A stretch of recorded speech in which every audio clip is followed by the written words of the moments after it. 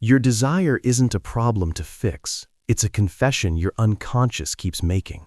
Why do the same attractions keep pulling you in, even when your mind says no? Because desire doesn't aim for pleasure first. It aims for truth. Stay to the end and you'll learn how to decode what your cravings are really pointing to, dissolve the shame and confusion around them, and redirect that raw energy into clarity, confidence, and purpose without repression, guilt, or losing yourself. Most people spend their entire lives believing that what stirs in them is merely the body asking for satisfaction. They reduce this force to biology, to instinct, to something shameful that must be either hidden or released as quickly as possible. But this understanding is dangerously incomplete, and it's the reason so many walk through life feeling fractured, restless, never quite whole. What moves through you when desire awakens is not simply flesh calling out for flesh. It is the first language of the soul. Before you ever learned to speak, before thought became words, this energy was already alive in you, pushing, reaching, demanding expression. It is the same current that drives the seed to crack open its shell and force its way towards sunlight, the same invisible pressure that compels rivers to carve through mountains over centuries. Life itself refuses to stay still, and this force is life in its most concentrated, undeniable form. Notice something crucial. Desire arrives before you think about it. It doesn't ask for permission. It rises from somewhere beneath your conscious awareness, from a place that operates in images, sensations, and raw feeling rather than logic. This tells you something profound. You are not simply a thinking creature. Beneath the rational mind lives something far older, far more powerful, and it speaks first through longing. When people describe feeling driven, hungry for more, unable to settle into contentment, they are often describing this energy without recognizing it. That restlessness you feel isn't a defect in your character. It's the life force itself refusing to let you stagnate. It wants movement. It wants creation. It wants to become something through you. Here's where the tragedy unfolds. Because most never understand what this energy actually is, they let culture, fear, and inherited shame decide what to do with it. They either suppress it, pushing it into darkness where it festers, or they discharge it compulsively, chasing momentary relief that leaves them emptier than before. Neither path leads anywhere. One creates internal war, the other slow exhaustion. The energy has no moral direction on its own. It is pure potential waiting for the conscious mind to shape it. Fire can burn down a house or warm a family through winter. Water can drown a village or irrigate fields that feed thousands. This force operates the same way. Left unconscious, it scatters your attention, fragments your will, and drains you through endless distraction. But met with awareness, truly understood for what it is, it becomes the most powerful fuel you possess. When you stop treating this current as an inconvenience or a weakness and begin recognizing it as raw creative power, everything shifts. You stop asking how to get rid of it and start asking what it's trying to build through you. That question changes your relationship with yourself entirely. You're no longer at war with your own nature. You're finally working with the deepest part of who you are, the part that has been waiting all along to be acknowledged and directed towards something worthy of its intensity. Most people are fighting a battle they were never meant to win because they're fighting the wrong enemy. They've been told that desire is dangerous, that it needs to be controlled, silenced, pushed into some dark corner of the mind where it can't cause trouble. And so they try, they suppress, they distract, they moralize. But here's what no one tells them. You cannot shame a fundamental force of life into obedience. The psyche doesn't respond to condemnation, it responds to understanding. When desire is misunderstood, it doesn't simply go away. It fragments. It scatters into 100 different directions, leaking into compulsions you can't explain, distractions you can't resist, fantasies that seem to appear from nowhere. It seeks quick relief rather than meaningful creation. And this is precisely why so many people feel exhausted despite constant stimulation. The energy is being spent endlessly, relentlessly, but nothing is being built, nothing lasting, nothing real. Think about that for a moment. You may have experienced this yourself. That strange emptiness that follows indulgence, that subtle fatigue that settles in even after you've gotten what you thought you wanted. Each release promises relief, yet leaves behind a hollowness the mind cannot name. The psyche senses that something valuable has been spent without return. And over time, this erodes something deeper than energy. It erodes patience, focus, and the will itself. The mind learns to escape discomfort instead of staying with it. Impulses multiply. One follows another, and suddenly you wonder where your sense of inner authority has gone. Decisions become reactive rather than chosen. You are no longer directing your life. You are being directed by forces you do not understand. This is what it means to be possessed by desire rather than in relationship with it. And here's the tragedy. Repressed desire doesn't disappear either. It simply changes form. It becomes distorted. It turns into anxiety without a clear source, irritability that flares without reason, resentment toward others, or a vague sense that something is missing no matter what you achieve. People then search desperately for stimulation, believing something outside them will restore what feels lost. But what is missing is not pleasure. It is purpose. It is direction. It is the feeling that your energy is going somewhere meaningful. This is why moralizing has never worked. You cannot lecture this force into submission. You cannot guilt it into silence. The more you push it down, the more it pushes back, sideways, underground, in ways you won't recognize until the damage is done. The energy will express itself regardless. The only question is whether it does so blindly or consciously, whether it scatters you or strengthens you, whether it keeps you chasing sensations that lead nowhere, or whether it becomes the very fuel that builds your life into something extraordinary. The force is not the problem, your relationship to it is, and once that shifts, everything changes. Most people spend their lives running from the very fire that could forge them into something extraordinary. They feel the surge of desire and immediately look for an exit. Distraction, indulgence, guilt, anything to escape the discomfort. But here's what nobody tells you. That energy was never meant to leave your body as quickly as it arrived. It was meant to be held. It was meant to build. Watch what happens inside you when desire rises and you don't immediately act on it. There's tension, yes, restlessness, a kind of pressure that feels almost unbearable. Most assume this discomfort is a sign that something's wrong, that relief is the answer. But that pressure, that's potential gathering. That's raw life force asking you a simple question. What are you going to do with me? When you rush to discharge it, the energy scatters. It leaves you emptier than before, momentarily relieved but strangely hollow. You've spent something precious and built nothing in return. Do this often enough and the pattern becomes invisible. You chase sensation after sensation, wondering why your focus is fractured, why your willpower feels paper thin, why nothing you pursue ever seems to hold your attention for long. But when you learn to sit with that tension, when the energy allows to circulate without grabbing for release, something shifts. The quality of the energy changes. It stops rushing outward and begins to rise inward. Suddenly your mind sharpens. Ideas arrive with a force you didn't expect. Your capacity to concentrate deepens. You feel more present, more capable of sustained effort, more alive in a way that no quick pleasure ever delivered. The person you can't stop thinking about is showing you something you've buried inside yourself. That magnetic pull you feel towards certain people, it's not random. It's your own psyche holding up a mirror, reflecting back the parts of you that have gone unacknowledged, unexpressed, undeveloped. Every intense attraction carries a message written in the language of emotion rather than logic.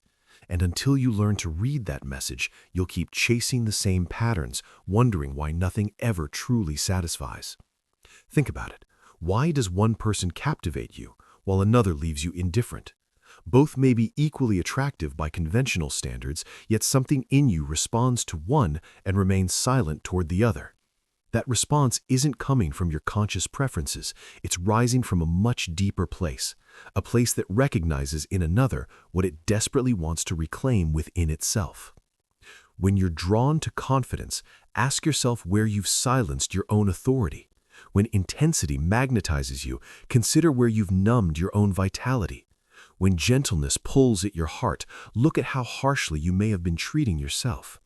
The qualities that stir longing within you are the very qualities your soul is urging you to develop. You see in others what lies dormant in you. This explains why certain patterns repeat in your relationships. The same type of person, the same emotional highs followed by the same devastating lows, the same rise and collapse over and over. These aren't accidents, they're unfinished conversations your unconscious keeps trying to complete. It returns to the same symbol, the same dynamic until the lesson is finally understood. Until then, you remain compelled, mistaking compulsion for choice, fate for preference. Notice how often you're pulled toward what you consciously claim to avoid. You speak of wanting stability, yet find yourself drawn to chaos.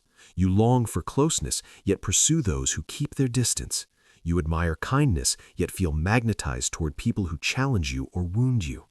These contradictions aren't weaknesses in your character. They reveal where your inner life has become divided, where parts of yourself have been disowned and projected outward. What you cannot live within yourself, you seek through another. The moment you shift from asking, "Who am I attracted to "What quality am I responding to?"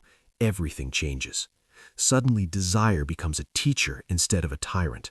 The spell weakens. You stop being pulled unconsciously and start engaging with awareness.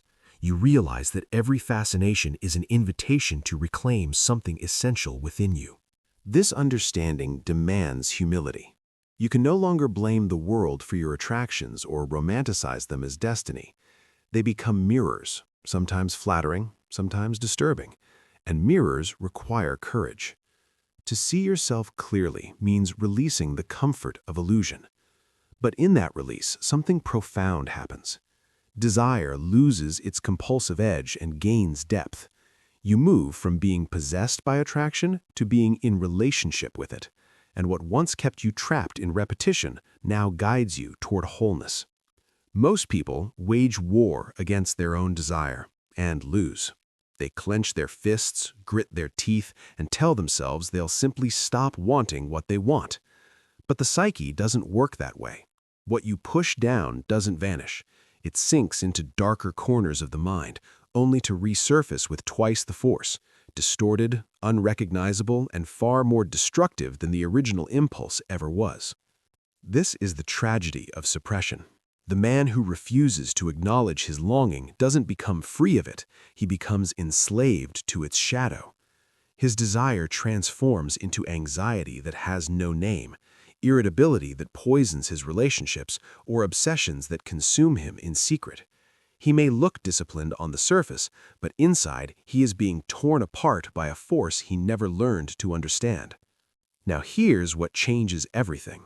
True discipline has nothing to do with suppression. It's not about crushing the fire within you, it's about learning to hold that fire without being burned by it. Think of it as containment, the ability to feel the full intensity of desire without immediately acting on it, without escaping into distraction, without letting it scatter your attention into 1,000 directions. When you contain energy consciously, something remarkable begins to happen. The restlessness that once drove you to seek quick relief starts to transform. Instead of fragmenting your focus, it gathers. Instead of draining you, it builds. You enter a state of heightened tension. Uncomfortable, yes, but fertile. This is where real power develops, not in the release, but in the holding. Most never discover this because they've been taught only two options: indulge or repress.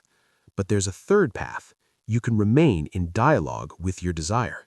You can acknowledge its presence, feel its pull, and still choose not to be ruled by it. Each time you do this, you strengthen something within yourself. The will becomes sharper. The mind becomes clearer. You begin to trust your own capacity to withstand intensity without collapsing. Over time, this changes who you are. You become less reactive. Situations that once would have triggered impulsive behavior now meet a steady presence. Emotional storms pass through you without sweeping you away. This isn't numbness, it's resilience. It's the quiet strength of someone who has learned that they are larger than their urges. And here's the deeper truth. When you stop fighting desire and start containing it, the energy doesn't disappear. It refines itself. It seeks higher expression. The same force that once chased fleeting sensation now fuels concentration, creativity, and sustained effort. Tasks that once felt like struggle begin to feel like flow. This is the difference between being driven and being directed. One leaves you exhausted and empty. The other builds something lasting. The fire remains, but now it serves you. It illuminates rather than consumes. And that transformation begins the moment you stop trying to destroy your desire and start learning to hold it with awareness. The moment you stop leaking energy into fleeting sensations, something shifts inside you. You begin to notice a strange new steadiness. Decisions feel clearer. Tasks that once drained you now pull you in with a quiet magnetism. This isn't willpower grinding against itself, it's alignment. The same force that once scattered your attention is now working with you, not against you. Most people spend their entire lives discharging this energy the moment it arises. A craving surfaces, and within seconds they reach for the phone, the screen, the distraction. They believe they're relieving tension, but they're actually bleeding out something irreplaceable. Each unconscious release chips away at their capacity for sustained focus, for deep work, for genuine creation. They wonder why life feels hollow despite constant stimulation. The answer is simple. They've been spending without investing. But consider what happens when that same energy is held, not suppressed, but consciously contained. The psyche enters a state of creative tension. It's uncomfortable at first, like holding your breath underwater, but within that discomfort lies extraordinary potential. The mind, unable to escape outward, turns inward. It begins to organize itself around something higher. Thoughts become sharper. Vision extends further. You stop reacting to every impulse and start responding to deeper callings. This is where long-term thinking becomes possible. The scattered mind cannot plan beyond the next hit of stimulation.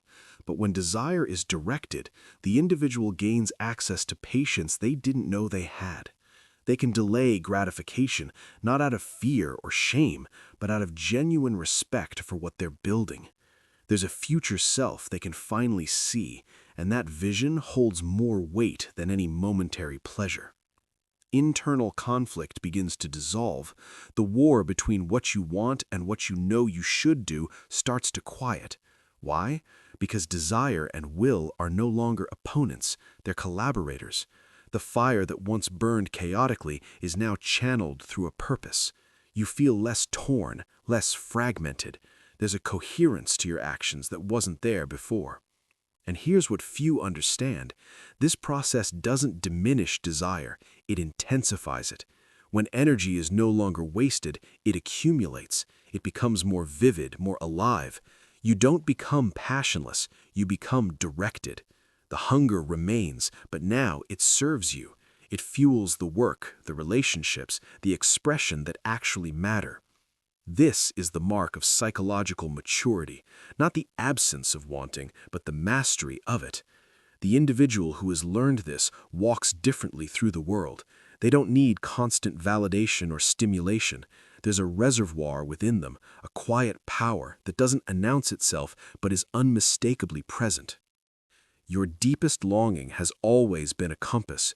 It was never pointing toward destruction. It was pointing toward you, the version of yourself that's been waiting to emerge, the life you were meant to live, the work you were meant to do, the expression that will leave your mark on this world. It's all encoded in the very energy you've been taught to fear. Stop running. Start rising. Everything you've been taught to suppress holds the key to everything you've been searching for.